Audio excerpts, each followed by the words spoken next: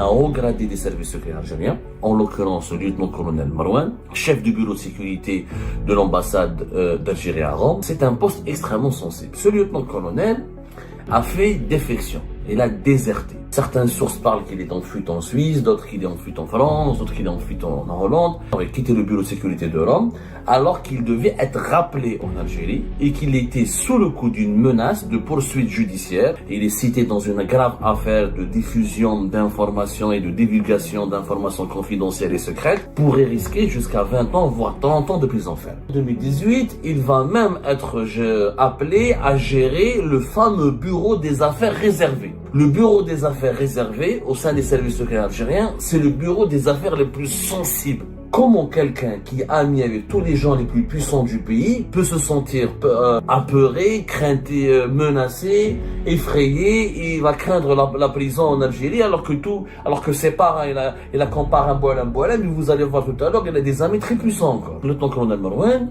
et il connaissait les membres de la famille Tebboune. Les enfants de Tebboune et sa famille, ils passaient leurs vacances en Italie. Je crois que ce monsieur a déserté parce qu'il y a une guerre de clans dont on ne connaît pas encore les tenants et les aboutissants qui auraient peut-être éclaté au sommet de l'État algérien. Un haut gradé des services secrets algériens, en l'occurrence le lieutenant-colonel Marouane, chef du bureau de sécurité de l'ambassade d'Algérie à Rome. Le bureau de sécurité, ça veut dire qu'il est le représentant et le gestionnaire, le représentant officiel attitré des services secrets algériens à travers la direction générale de la documentation de la sécurité extérieure, le service de renseignement extérieur, et que nous avions expliqué que ce lieutenant-colonel qui était en charge de la coopération avec les services de sécurité italiens, dans plusieurs dossiers de lutte contre le terrorisme et de coopération bilatérale sur le plan sécuritaire, mais qu'il avait aussi en charge de collecter des infos, de faire des synthèses, de mener des enquêtes et de traiter des dossiers très sensibles qui relèvent du secret d'État et du secret défense, parce que l'Italie est un partenaire majeur de l'Algérie. C'est un pays aussi important pour l'Algérie que la France et l'Espagne, ou les États-Unis ou les autres grandes puissances, puisque l'Italie vend des armes à l'Algérie, c'est le premier acheteur du gaz algérien, a des investissements économiques importants, il y a des flux financiers importants, il y a des échanges d'informations importants, il y a aussi des partenariats sécuritaires, militaires et économiques importants. Et que le bureau de sécurité de l'ambassade d'Algérie, et non seulement il contrôle les activités de l'ambassadeur et du personnel diplomatique déployé sur le sol italien, mais aussi il étudie, contrôle, vérifie et s'assure de la protection des données confidentielles et secrètes qui caractérisent les échanges et la coopération sensibles sur certains domaines très sensibles entre l'Italie et l'Algérie. Il faut savoir qu'en Italie, nous avons 3 consulats. Un consulat de Rome, un consulat de Naples et apparemment un consulat aussi à Milan. Donc, il n'y a pas une grande communauté algérienne en Italie. Il y a 35 000 à peu près, ou là, même pas, 40 000, elle est estimée à 40 000.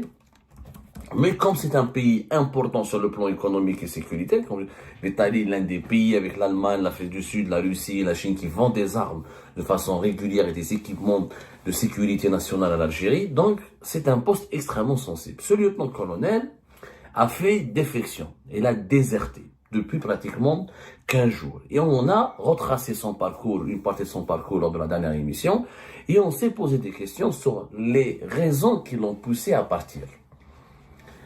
Nous avons été contactés, nous avons d'abord approfondi nos investigations, parce que c'est très compliqué pour nous au départ d'avoir pu confirmer cette information de la désertion de lieutenant-colonel Marouane. On a eu peur de la manipulation, donc on a pris beaucoup de temps pour la confirmer cette information. Alors certaines sources parlent qu'il est en fuite en Suisse, d'autres qu'il est en fuite en France, d'autres qu'il est en fuite en Hollande. C'est pas ça le plus important. Le plus important, c'est que nous avons approfondi nos investigations après avoir été contactés et après avoir contacté aussi de notre propre gré 3 types de sources. D'abord, nous avons parlé avec d'anciens diplomates algériens qui ont travaillé en ambassade, au sein de l'ambassade d'Algérie en Italie.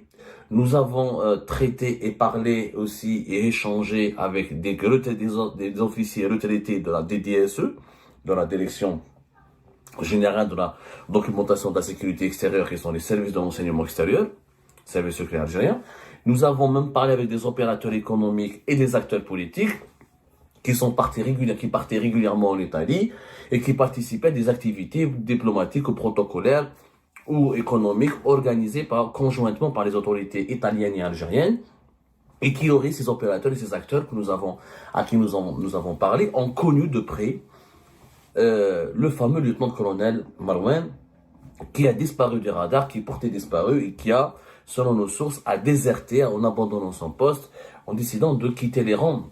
Pour le moment, en tout cas, visiblement, il a quitté les rangs des services secrets algériens, où il aurait décidé de déserter, de ne plus collaborer avec les services secrets algériens. Il aurait quitté le bureau de sécurité de Rome, alors qu'il devait être rappelé en Algérie et qu'il était sous le coup d'une menace de poursuite judiciaire au niveau du tribunal militaire de Blida, où il risque, ou selon nos sources, il est cité dans une grave affaire de diffusion d'informations et de divulgation d'informations confidentielles et secrètes qui auraient été transmises à des cyberactivistes subversives. Et en vertu de ces graves accusations, ce lieutenant-colonel Marouane, qui est l'un des cerveaux des services secrets algériens à l'étranger, pourrait risquer jusqu'à 20 ans, voire 30 ans de prison ferme. Nous avons vérifié toutes les informations qui nous sont parvenues les unes après les autres avec nos 3 types de sources, nos sources diverses à qui nous avons parlé ces dernières 24 heures. D'abord, il est important pour nous de corriger certaines inexactitudes que nous avons diffusées dans la première émission. Le lieutenant-colonel Marouane, il est en poste à Rome depuis octobre 2020. Donc ça fait 5 ans qu'il est à Rome, en Italie. C'est très rare. C'est très rare qu'un officier reste aussi longtemps. C'est devenu rare. Ce n'était pas rare à l'époque de Bouteflika, à l'époque du régime de Bouteflika, mais c'est devenu rare à l'époque du régime de Tebboune. Il y a une instabilité chronique au sein des services secrets algériens, comme au sein de toutes les institutions névralgiques de l'État, où les permutations et les changements et les remplacements et les limogeages et le turnover, comme on dit, sont le quotidien des institutions les plus sensibles du régime algérien. Mais le lieutenant-colonel Marouane, il est parti à Rome depuis octobre 2020, il est resté dans son poste. Il n'a jamais été inquiété jusque-là, il n'a jamais été rappelé, il n'a jamais été sanctionné. Au contraire, il était apprécié, on parlait de bien, on disait beaucoup de bien de lui, on parlait de bilan extrêmement satisfaisant. Il était même promis on lui a même promis de bénéficier prochainement de promotion. Ce qui est encore plus intriguant, c'est que nous avons découvert que le lieutenant-colonel Marouane n'a rien à voir avec la DDSE. Il n'a pas commencé sa carrière au sein de la DDSE. Il n'est pas issu des services de renseignement extérieur. Le lieutenant-colonel Marouane, il vient de la DGSI, de la Direction Générale de la Sécurité Intérieure. C'est un enfant du renseignement intérieur. Selon nos investigations, il travaillait depuis 2015, avant même 2015, avant de sa nomination en 2015 au sein du cabinet du patron de la DGSI, il avait commencé à travailler dans le fameux CCD. Le CCD qui a été dirigé durant une bonne partie des années dans les années 2000 par le colonel Fouzi. Le CCD, c'est le centre de documentation et de communication. Voilà, le centre de communication et de diffusion. Le centre de communication et de diffusion, c'était un département du DRS à l'époque du général Tofek, avant la restructuration qui avait été menée entre 2013 et 2015, et qui avait pour siège dans des locaux à Ben Aknoun, juste à côté de l'ambassade du Canada à Ben Aknoun, à Alger, dans la banlieue d'Alger. Et le CCD, c'était l'organe du DRS qui contrôlait toutes les activités de la presse algérienne. La gestion de la manne publicitaire publique à travers l'ANEP, l'Agence nationale de l'édition de la publicité, la diffusion de certains articles de presse, la surveillance des journalistes, les agents des services secrets algériens qui infiltraient les rédactions pour surveiller la presse algérienne, la récolte d'informations sur les titres de la rédaction, les agréments, les enquêtes pour donner le feu vert pour tel ou tel agrément pour tel ou tel journal, les titres de presse, les aides qui devaient parvenir et les aides financières et les subventions qui devaient parvenir à certains titres de la presse et pas à d'autres. C'était l'organe chargé de la stratégie médiatique du régime algérien. Le CCD, c'était lui qui calculait, qui choisissait les journalistes, les journaux, les titres de la presse et qui surveillait toutes les activités médiatiques du pays et qui était le cerveau, la tête pensante, si vous voulez, de la stratégie médiatique du régime. Comment on communique, à travers quel journal, dans quelle langue, y compris la presse étrangère. Est-ce que quel titre de la presse étrangère pouvait rentrer en Algérie, pouvait être diffusé, quel journaliste étranger pouvait venir en Algérie faire du reportage, comment devrions-nous le traiter, comment il était suivi, pris en charge, etc.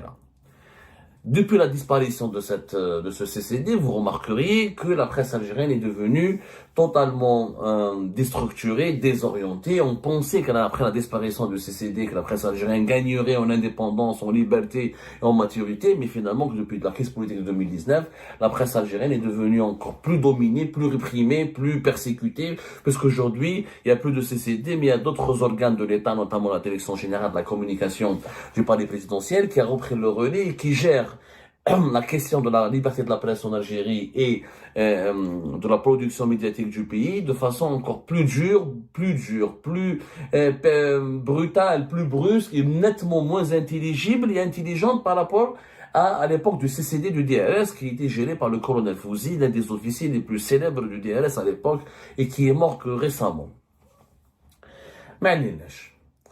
En 2015, le lieutenant-colonel Marouane rejoint le cabinet le patron de la DGSI. Et à ce moment-là, il va gérer, selon nos investigations, des organismes délicats.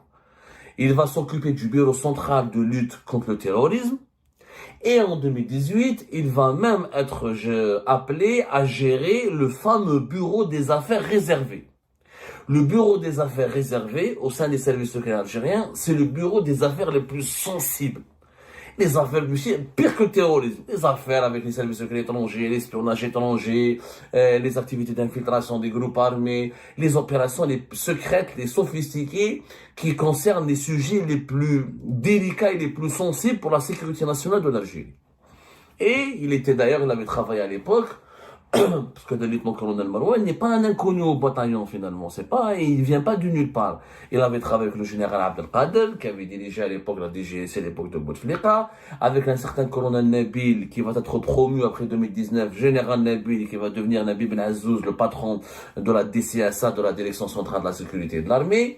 Et quand Wassini Bouazza est venu à la tête de la DGSI, il a trouvé le lieutenant-colonel Marouane dans son cabinet.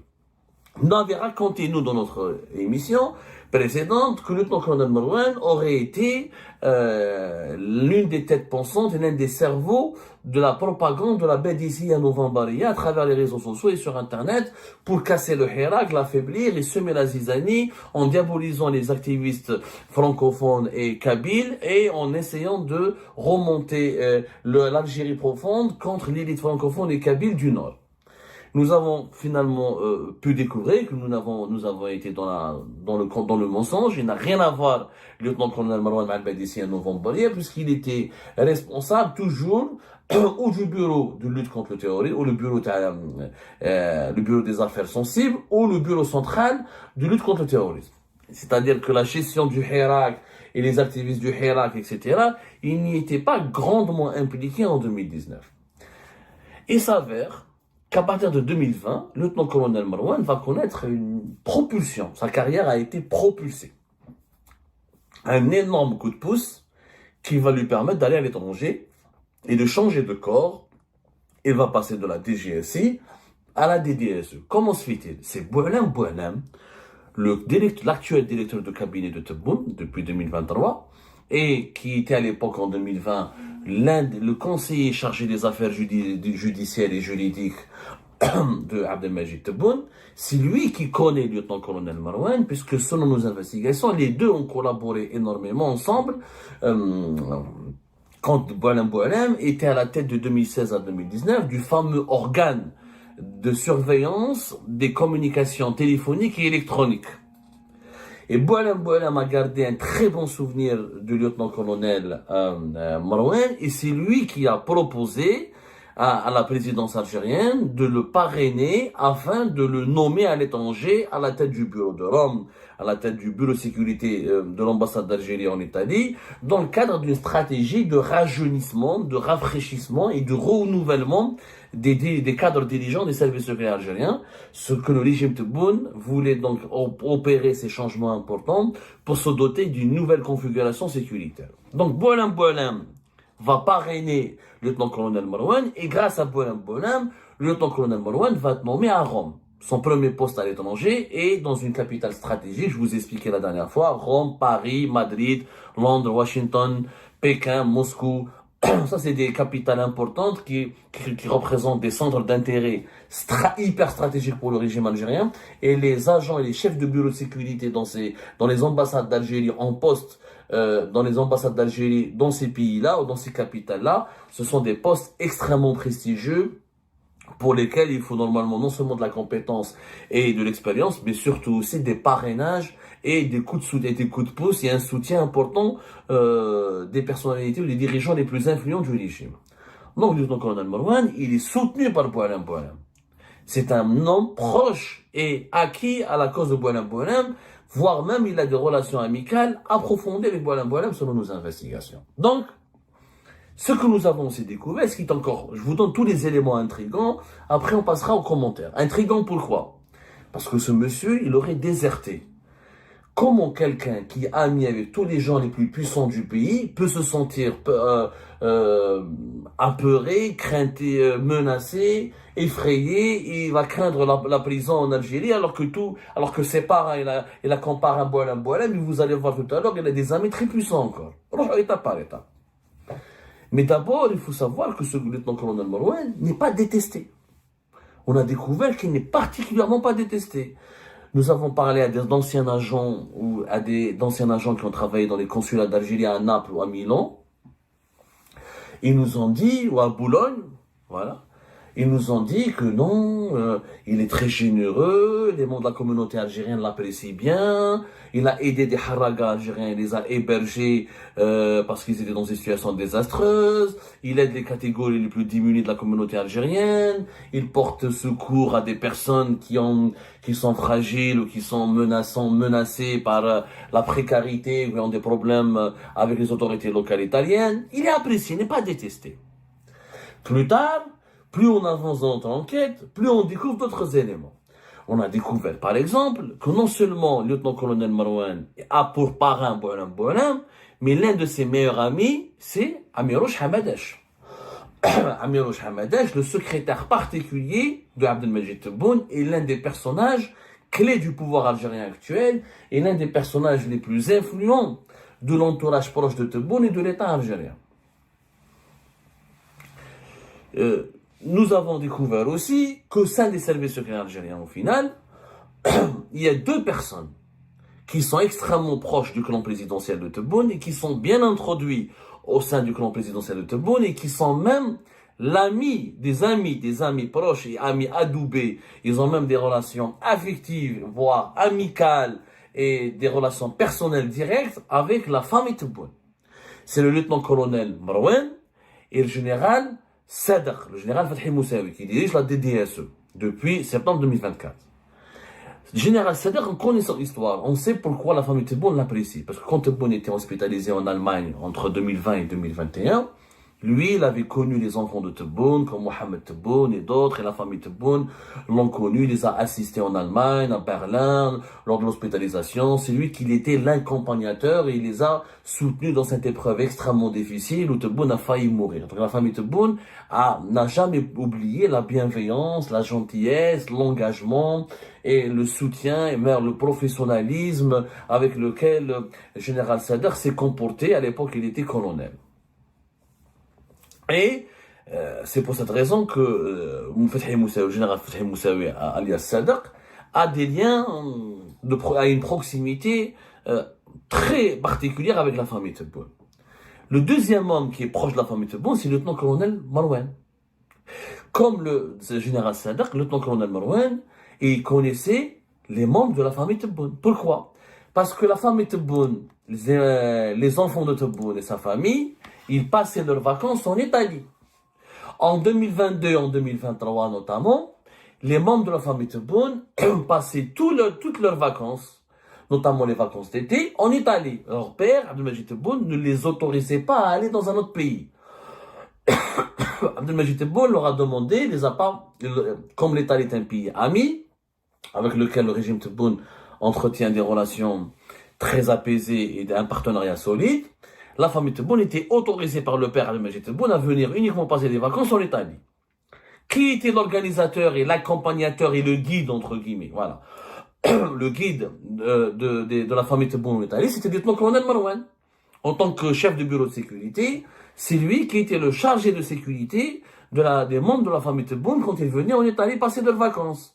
Il y avait deux personnes qui étaient proches de la famille Tebboune et qui les accompagnaient et qui étaient dans leur et qui participaient, qui partageaient avec eux leurs vacances en Italie. Il y a d'abord le lieutenant-colonel Marouane, il y a l'ancien ambassadeur d'Algérie en Italie, M. Abdelkrim Touahriya. Touahriya Abdelkrim, il était ambassadeur en Italie de 2021 à fin avril 2024. Ensuite, il est parti dans des conditions troublantes, donc que nous n'avons jamais pu comprendre pourquoi il a quitté son poste alors qu'il était apprécié par Tebboune et très proche de la famille Tebboune lui aussi. Il s'est retrouvé à Conakry, en Guinée, sur une sanction. Il joue la Ligue des Champions, la deuxième division. Donc, le lieutenant-colonel Marouane connaissait la famille Tebboune, très apprécié, leur chargé de sécurité, et leur guide. Quand on voit toutes ces informations, on ne peut que se poser la question suivante, qui nous a permis d'enclencher une enquête. Comment le lieutenant-colonel, il est aimé par Boualem Boualem, et son ami c'est parrainé par Boualem Boualem, son ami c'est Amirouche Hamadash, le secrétaire particulier de Tebboune. Incroyable, l'histoire là, sincèrement, ça m'intrigue énormément. Il est là, il est le guide, il est apprécié par la famille Tebboune. Avec l'ambassadeur Abdelkrim Touahriya, il était le deuxième personnage qui assistait et qui guidait la famille Tebboune lors de leurs vacances en Italie. Et avec le général Sadr, c'est le seul des officiers des services secrets algériens qui ont un lien direct ou qui entretenaient un lien direct avec la famille Tebboune. Donc, quelqu'un qui est apprécié par la famille Tebboune, qui connaît la famille Tebboune, qui connaît Boualem Boualem, son parrain, qui est ami avec Amirouche Hamadash, et donc il bénéficie de la confiance, parce que Tebboune, si l'on voit sa famille en Italie, ça veut dire qu'il est content. Ça veut dire qu'on lui a dit qu'il y a le lieutenant-colonel Marouane qui a assisté ou qui a guidé sa famille, il a bien accompli sa tâche. Donc, Tebboune, certainement, كان راضي عليه هذا lieutenant-colonel Marouane. Mais qui va هرب? Pour quelle raison il هرب? Pour quelle raison quelqu'un qui est autant aimé par la famille du président, par le président lui-même, par son directeur de cabinet, par son secrétaire particulier, et qui est très proche du cœur du pouvoir algérien, comment il prend la fuite? Comment il peut avoir peur? Comment il a eu l'idée de fuir? Et pourquoi il a eu l'idée de fuir? Et pourquoi il a fui? Des sources, il a été rappelé et devait quitter on lui a demandé de quitter son poste, de rentrer à Alger. Qui pouvait lui demander cela? Normalement, c'est son patron, son directeur direct, son chef au niveau de la hiérarchie, c'est le général Sadr. Oh, le général Sadr, c'est son ami, le lieutenant-colonel Marouane. Les deux, ce sont les plus proches. Ce sont les deux éléments du camp présidentiel. Le lieutenant-colonel Marouane et le général Sadr, c'est les deux piliers du camp présidentiel fait service secret algérien. Comment le général Sadr aurait pu menacer le lieutenant-colonel Marouane ou aurait voulu lui faire du mal en le rappelant, en lui faisant quitter son poste alors qu'il est apprécié, il a un bon bilan, où il fait l'objet d'une satisfaction générale exprimée par la famille du président, le président, son directeur de cabinet, son secrétaire particulier. C'est une affaire très bizarre. On nous cache la vérité. Je sens qu'on nous cache la vérité. Je crois pas que ce monsieur a déserté parce qu'il a fait une connerie. Je crois que ce monsieur a déserté parce qu'il y a une guerre de clans dont on ne connaît pas encore les tenants et les aboutissants qui auraient peut-être éclaté au sommet de l'État algérien. Et nous allons mener notre enquête pour la comprendre, pour avoir la vérité. Parce que là, on ne cherche pas à insulter les uns et les autres, on ne cherche pas à manipuler l'opinion publique en faisant du buzz. Nous, on cherche la vérité. La vérité, elle est ailleurs. Je suis sûr que la vérité n'a rien à... Elle n'est pas au tribunal militaire de Blida. Mais ça fait 5 ans qu'il est en Italie. Il est apprécié. La famille يحبه, le président يحبه, le directeur de cabinet يحبه. Le chef des services secrets, c'est son ami, c'est lui aussi ami de la famille Tebboune. Et du jour au lendemain, t'as vu la militaire de Blida va le chercher après lui. On nous cache la vérité. Je suis sûr que la vérité dans cette affaire, elle est ailleurs. Elle n'est pas à Blida. Elle est à Rome.